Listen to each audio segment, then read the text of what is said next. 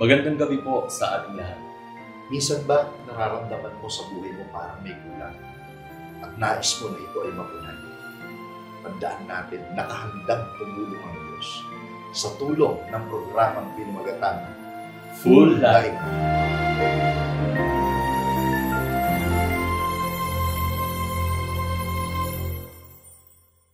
Good evening po sa inyo na aming mga viewers, sa inyo po na aming mga kaibigan. Once again, narito po ang inyong mga lingkod upang ipaglingkod sa inyo ang mga ebanghelyo ng Panginoong Kristo Jesus na tutulong sa atin para magkaroon po tayo ng kumpletong pamumuhay. Pero bago po yun, I would like to introduce po ang makakasama po natin sa segment na ito. Brother JC? Maraming salamat po, and it is an honor to be part of this program. At alam ko po sa ating mga viewers ngayon, katulad niyo rin po ako, na very much excited na rin po sa magiging topic natin na alam ko pong very relatable din sa buhay ng bawat isa po sa atin. Dahil ngayon po, ang pag-uusapan natin, Brother Ryan, ay ang topic na pinamagatang True Colors. Dahil wala naman po talagang naghahangad na hindi magkamit ng kumpletong pamumuhay. Kaya napaka-importanting topic ito. True Colors. Yun po. Alam niyo po ba na ang true colors ay isang idiomatic expression? Madalas po natin itong naririnig. At ito po ay tumutukoy sa character ng isang tao. Ang mahalagang tanong sa atin pong mga kaibigan, Brother Ryan, at maging sa atin po, kaibigan, anong kulay ng pagkatao ang naipakita mo? Anong kulay ng pagkatao ang naipapakita natin? Ito ba ang tunay na kulay o ang ating true colors? And speaking of character, isa po sa definition, a person character is the sum of his or her number one actions, intentions, at ang kanyang desires. Basically means, hindi pwedeng hindi ma-reveal ang karakter ng isang tao o ang kanyang true colors, kundi magsisimula sa kanyang desires. So mula sa desires, hanggang sa kanyang intention, hanggang sa kanyang actions, sigurado po, lalabas ang tunay na kulay ng tao. Brother JC, batay ba sa Bible? May pinapayo ba kung paano natin maiingatan yung ating desires para yung maging output nito, true colors? Mahalaga po yun, Brother Ryan, at sa ating mga viewers, actions, intentions, and desires. At ang totoo po, gusto po naming i-share po sa inyo ang isang mahalagang context sa Biblia from Book of James, Santiago, Kapitulo 1, 14 hanggang 15. Natutokso ang tao kapag siya'y naaakit at nagpapatangay sa kanyang sariling nasa. Kapag ang nasa ay tumubo at nag-ugat sa kanyang puso, magbubunga ito ng pagkakasala. Kapag ang kasalanan ay lumala, ito'y hahantong sa kamatayan. Dito po makikita at napakinggan naman po natin, ang kamatayan ay ang pupuntahan. Yun po talaga ang kapahamakan ng buhay ng isang tao. Kaya mayroon pong mahalaga o tatlong mahalaga na pwede po tayong matutunan sa mga nabanggit po dun sa verse, Brother Ryan. Una po, nagpapasimula sa hindi daw po mabuting pagnanasa sa buhay o yung wrong desires ng isang tao. Ikalawa po, nagbubunga din po yun ng hindi mabuting buhay. So ito po yung resulta po nun. At yung ikatlo po, nagre-resulta ng pagkasira ng buhay. So malinaw na sinang-ayunan po yung definition ng Biblia mismo. At naniniwala po kami, ito po ay nag-originate mismo sa Biblia na pinagkukunan natin ng tiyak na sagot. So mga kaibigan, mauuwi na lamang po ito talaga sa dalawang bagay. Kung mabuti ba o masama ang hangad ng tao. Batay sa binasa ni Brother JC na pagpapayo mula po kay Apostol Santiago, napakahalaga na sa araw-araw ng ating buhay, everyday is a challenge talaga. Very challenging po. Lalo na kung ang pag-uusapan po ay temptations. Kailangang maging mapanuri ang tao. Laging nandyan ang tukso. At mula sa tukso na nakaharap o nasa harapan natin, yung desire natin, doon na po matetest, di ba? Sarili mo bang desire ang paiiralin mo? O yung masamang desire ba o yung mabuti? Kasi automatically, Brother JC, pagka yung desire mo, umiral yung masama, magkakaroon ka na rin ng masamang intensyon at gagawin mo na rin yung aksyon na hindi mabuti. Kaya dito po, iminumulat po natin yung ating mga viewers, Brother Ryan, yung bagay na natutunan po natin ito sa pag-share po namin, mga minamahal naming kaibigan, nangyayari po talaga sa tao na mahulog sa isang pagkakasala. Very critical po yun, no? Bunga ng pagsunod sa sariling nasa. Bunga ng pagsunod sa sariling nasa. At ang termino ng Bible, hindi lang po ito ibinahagi sa atin para sabihin na nakasulat sa Bible, kundi noon pa man ay nangyayari na sa buhay ng maraming mga tao. Yung naging output ay ang kapahamakan. Ibig sabihin, nare-reveal yung dapat sana ay true colors or true character, maling character ang nare-reveal sa buhay ng isang tao, hindi rin nagiging magandang kulay kung pagmamasdan ko. I-compare nga sa kulay. Nasabi niyo po yung revelation ng true character. Dahil kung tutusin po, Brother Ryan, yung tunay na disenyo ng pagkatao ng isang tao, kung talaga pong babase po tayo sa Bible, according to creation talaga ng Panginoon, we were created in the image and likeness of our Lord God. Ibig sabihin po, ito talaga yung tunay na kulay natin.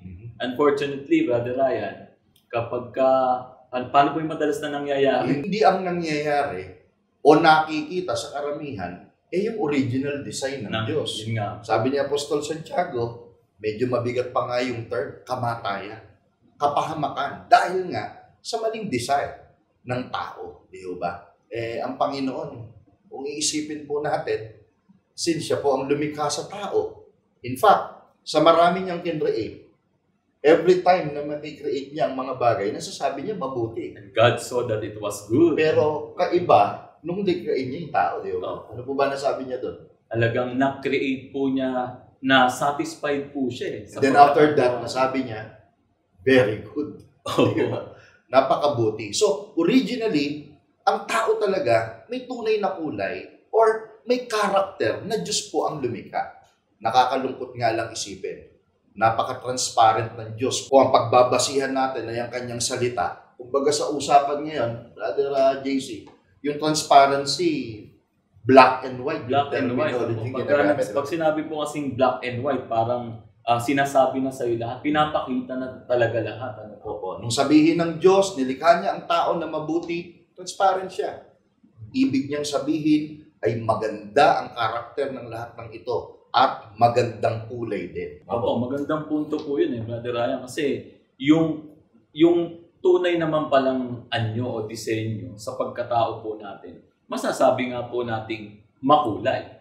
So, ang nangyayari lang po, unfortunately, kapag nahuhulog ang tao sa sariling nasa, according to the verse, yung binasa po natin, yung mga desires natin na ito, ang nangyayari po, yung makulay na buhay ng isang tao, nagiging parang gray area. Baliktad na ang nangyayari. Kaya, halimbawa, sa mga magkakasama, hindi man totally kakilala ang isa't isa.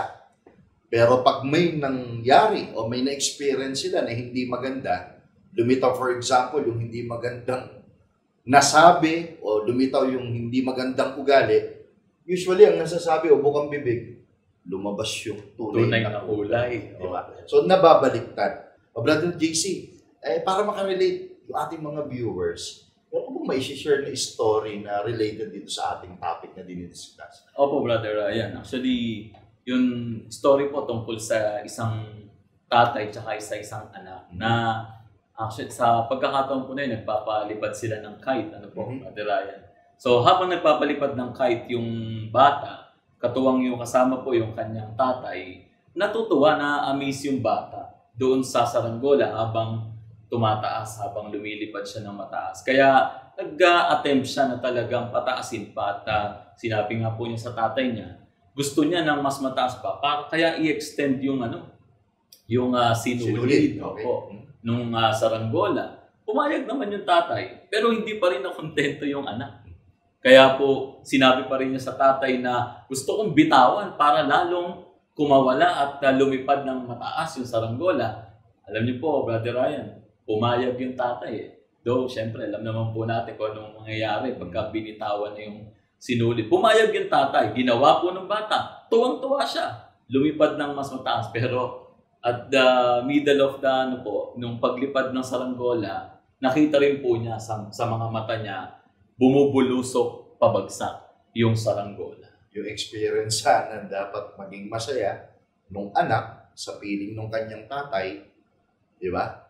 Moment na yan para mag-enjoy sila pero nauwi sa hindi magandang output. Kasi nga, pinayagan naman po nung although pinayagan, di ba? Pero pinayagan. meron siyang gustong ipakita sa kanyang Alam niya anak po. na yung desire ng kanyang anak ay for sure magki-create ito ng hindi maganda sa kanyang buhay. Exacto. Ano mga kaibigan, nakakapanood tayo ng mga balita, mga nahuhuling nakagawa ng hindi maganda. Madalas maririnig na lang natin, nagsisisi, di ba? Huli na ang lahat kung pag-aaralan batay sa ating napapanood. Pero kung ang Diyos ang titingin, hindi ganun, Brother JC. Opo, Brother Ryan. Gusto po nating sabihin sa ating mga kaibigan, sa inyo po, naming mga viewers ngayon, alam niyo po, hindi pa naman po talaga huli ang lahat. Ito po yung pagkakataon na pwede po nating alalahanin at salaminin na ganito po pala tayo kinreate ng Panginoon. Makulay ang buhay natin. Sa pagising mo sa umaga, actually pwede mong alalahanin na yung mga makikita mo, halimbawa, mahal mo sa buhay, nakita mo yung asawa, anak, yung kapatid mo, magulang mo, na sa bawat araw ay nariyan. Nagaya po ito ng pagkulay o pagpipinta ng Panginoon sa isang panibagong araw o isang panibagong buhay natin ng mga tao. Napakagandang punto. Pagising natin nga naman, di ba? For sure, karakter nila ang nakikita mo. Maganda eh. Gaya ng kaaya-ayang kulay ang mga mahal natin sa buhay. Mga kaibigan, nais po naming iwanan sa part tungkol sa napakalalang situation ng maraming mga tao, bunga ng maling desire, intention, at actions ng tao. Tandaan niyo po, ang puso ng problema ay ang problemadong puso. Dahil ang pusong ito na pinagmumula ng hangad ay binabago ng masamang hangad at ng mga temptation sa ating buhay. Pero Brother JC, kung ito man ang nangyayari sa maraming mga tao, ano pa ba ang patuloy na pinayo ni Apostol Santiago? Meron pa bang pagbabago na magaganap? Totoo po, Brother Ryan. Kasi po, sa kabila ng ganitong sitwasyon, pag pinagpatuloy po natin yung pag-aaral sa Biblia, meron din solusyon. Okay. Basahin po natin at pakinggan po natin ang talata mula po sa Santiago, Kapitulo 1, 5 at 13. Ngunit kung ang sino man sa inyo ay kulang sa karunungan, humingi siya sa Diyos at siya'y bibigyan. Sapagkat ang Diyos ay nagbibigay ng sagana at di nanunumbat. Huwag sabihin ni numan na tinutokso siya ng Diyos kapag siya'y dumaranas ng pagsubok, sapagkat ang Diyos ay hindi maaaring matukso at hindi rin naman niya tinutokso ang kahit sino. So dito po, ang Diyos mismo, mga minamahal po namin kaibigan, ang nagbibigay ng karunungan. At according sa verse po na napakinggan natin, ang Diyos ay hindi rin po nanunukso. Brother Ryan, dalawang mahalagang bagay ang pwede po nating matutunan sa mga verses po na ito. Na magiging solusyon sa sitwasyon. Solusyon, opo. Mula dun sa naging sitwasyon na napakinggan po natin kanina. Una po, nagbibigay po talaga ang Diyos ng karunungan. Ikalawa po, nagbibigay din po ang Diyos ng pagsubok sa tao at hindi po tukso, Brother Ryan. Walang karunungan po na sapat sa mundong ito. Kahit sinong taong matalino, kahit gaano karaming karunungan ng alam ng isang tao, pagka ang pag-uusapan, solusyon sa naging sitwasyon ng tao na bunga ng maling hangad ay napahamak, wala pong sasapat na karunungan. Kundi ang karunungang ino-offer ng Diyos. At napaka-specific po nung binanggit ni Apostol Santiago. Ano ba exactly yung karunungang sinasabi, Brother JC? Talagang karunungang nagmumula po sa Panginoon. Ibig sabihin po, kung kulang ito sa atin, meron po palang source naman na pwede nating matutunan sa oras na ito na pwede po talaga nating hingin dahil sa Kanya talaga nagmumula. Karunungan mula sa Diyos. Ibig sabihin, Brother JC, sa amin pong mga viewers, kaya ino-offer ng Diyos yung karunungan. Number one, batay sa binanggit po ni Brother JC, yung po mismong source. Meaning, kung merong source para ang tao mapahamak, meron ding source para ang tao ma-reveal ang tunay niyang kulay, ma-reveal ang tunay niyang karakter. At yun ay walang iba kundi ang Diyos. Tandaan po ninyo, hindi makakasaklolo ang sino man sa tukso kung siya mismo ay hindi nagtagumpay sa tukso. Di ba? Ang Panginoong Kristo Jesus, Brother JC, nagtagumpay sa tukso, di ba? Totoo po yun. Hayag po, talagang alam na alam po ng marami po sa atin yun. So, kung sino man po yung may credibility na tumulong at magbigay talaga nito, siya mismo po, mga kaibigan. Siya mismo na nagtagumpay sa mga bagay po na ito. At talagang karunungan ito. Kasi knowing the fact na ang source para magbago yung malabong sitwasyon ng ating buhay, papunta sa matagumpay na buhay o sa pagkaka-reveal ng ating mabuting karakter, dapat din nating maintindihan. Kung meron pong ino-offer si Satanas para lalong mapahamak ang tao, ang Diyos ang ino-offer niya yung trials at hindi temptations. Di ba? Si Satanas, temptations. Ang Diyos, trials. Malaking kaibahan po yun. Dapat mai-distinguish. Yun yung karunungan, di ba? Opo, Brother Ryan. So yung pagsubok, yung mga trials, ito talaga ibigay ng Diyos sa tao, sa atin po. At yung mga tukso, temptations, ito talaga yung bigay o gawa talaga ni Satanas sa atin. Kaya sa una po, pwede na rin po talaga na simulan natin, mga kaibigan. At paano natin sisimulan? Simulan po natin sa acceptance. Yun. Tanggapin natin sa sarili natin na may kulang. May kulang. At kung tanggap mo sa sarili mo na may kulang, tayo na po.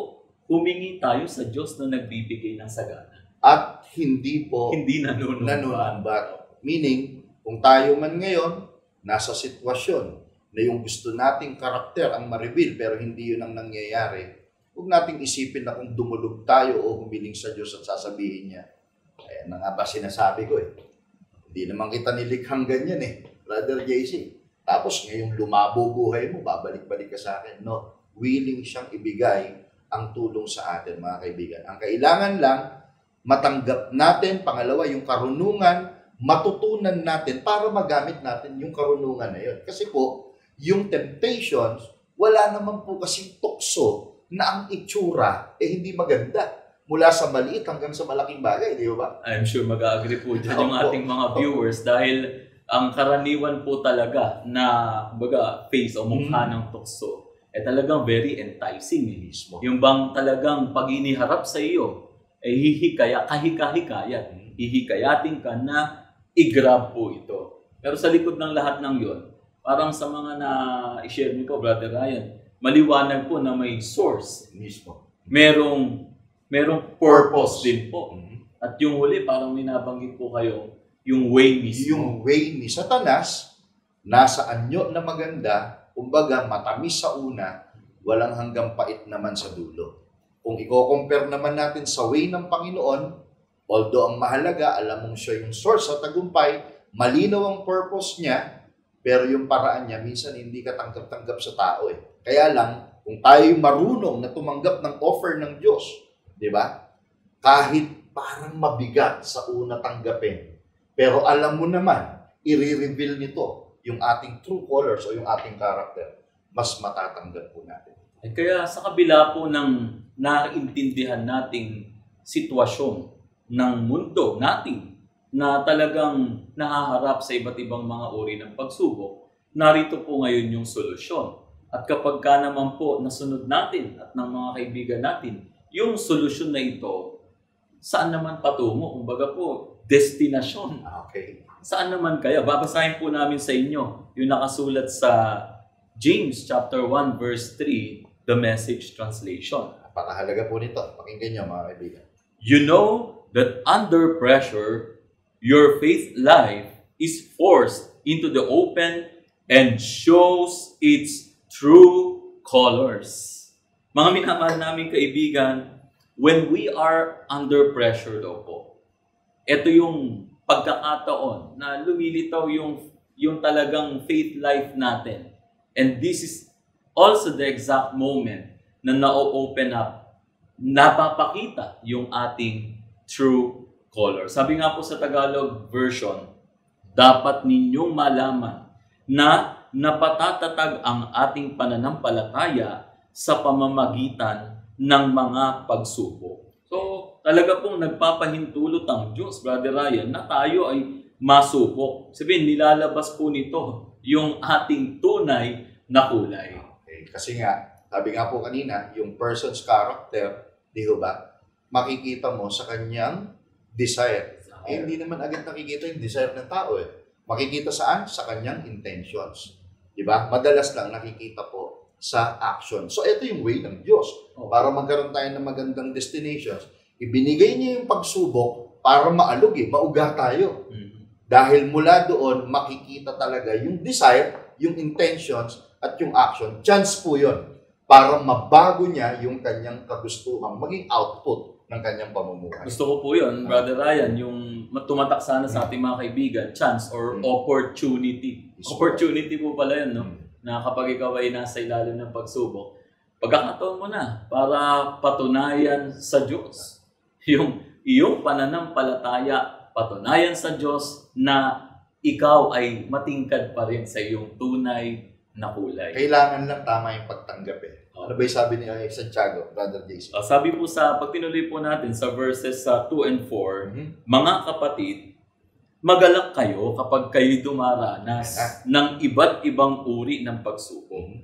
At dapat kayong magpakatatag hanggang wakas upang kayo maging ganap at walang pagkukulang. Napakalinaw niya. Basahin niyo po, Brother JC, sa English. Pagka binasa nga po natin sa English translation, learn well how to wait so you will be strong and complete and in need of nothing. Yun yung full life. Di ba, mga kaibigan? Amen po. Kaya po, dinadalangin namin sa Diyos na patuloy namin kayong ma-encourage na pahalagahan ang paraan ng Diyos, ano man po ang sitwasyon natin. Di ba? Kahit gaano kabigat ang pwedeng maranasan ng tao parang wala ng pag-asa, walang imposible pagkakarunungan at solusyon ng Diyos ang ating pagbabatayan. And I'm sure mag-agree po ang ating mga kaibigan dyan dahil hindi na po ngayon, Brother Ryan, katulad ng mga nakasanayan na kapag napakinggan mo na tingnan mo anyay, lumitaw yung tunay na kulay, on a negative perspective or negative point of view. This time, sinishare po namin sa inyo na kapag ka sinabing lumitaw nga yung tunay na kulay, lumitaw o gumana yung tunay na disenyo ng Diyos sa atin. At pag yun ang nangyari, tandaan po natin, pag nare-reveal yung true colors o yung tunay nating karakter, na i-reveal din natin kung sino yung Diyos na lumikha sa atin. Mabibigyan natin ng chance yung ibang mga tao. Mga kaibigan, alam niyo po, true colors or hindi true colors. Minsan kung titingnan natin, parang mahalaga ba sa akin yan? Hindi na yun ang mahalaga sa akin. Sa isang pagtingin po, paano naman kaya, Brother JC, kung plain, walang kakulay-kulay? Di ba? Pagka isang bagay, napaka-plain, walang kakulay-kulay, walang gana, hindi rin na makakapag-inspire. Naalala ko yung lyrics ng kanta ng isang sikat na singer na pumanaw na, si Kenny Rogers, di ba? Sabi niya, all my life was a paper, once plain, pure, and white. Plain na plain. Tapos tinutukoy niya doon sa pinatutungkalan niya ng music. Pero nung i-move mo yung pen, changing moves now and then, di ba? Then the balance is right. Hanggang sa maging balance ang lahat. Then you added some music. Hindi ko po exactly matandaan yung lyrics, pero tandang-tanda ko po yung message. Kung ang buhay natin plain, walang gana, walang kulay, ang Diyos po, handang-handang bigyan ito ng kulay. Handang-handa na tayo po ay ibalik sa dati nating kalagayan, sa tunay nating karakter. Pwede nating sabihin, Brother JC, anong kulay kaya maganda? Ano ba kulay ng faith, Brother JC? Sa Biblia po, gold po talaga. Yellow gold. So, napakagandang kulay. No? Sa pamamagitan ng pagsubok, ng trials, yung ating faith lalong kumikinang, tumitingkad. So, makikita po ang ating karakter na isang mananampalataya sa paningin ng Panginoon. Mga kaibigan, tandaan po natin, sa pagtatapos po natin sa message na ito, sa mensahe ito na napakahalaga at alam po namin kailangan po nating lahat. Hindi natin makikilala kung sino talaga tayo, Brother Tracy. Kung hindi natin i-accept na ang pagsubok ay kailangan. Kailangan maranasan, kailangan maramdaman. Dahil ang pagkataong taglay, ang tunay na kulay, ay pagkataong natanggap ang kumpleto buhay. Basbasan po ito sa atin ng Panginoon. Mga kaibigan, sa amin po mga viewers, mula ngayon at magkailan.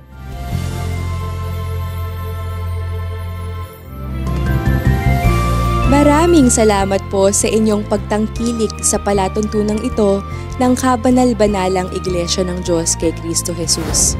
Kung nais po ninyong mapanood ang iba pa naming programa at upang lubos po ninyong makilala ang Kabanal-Banalang Iglesia ng Diyos kay Kristo Jesus, mag-subscribe sa ating YouTube channel na The Most Holy Church, bisitahin ang aming Facebook page na MHC Media.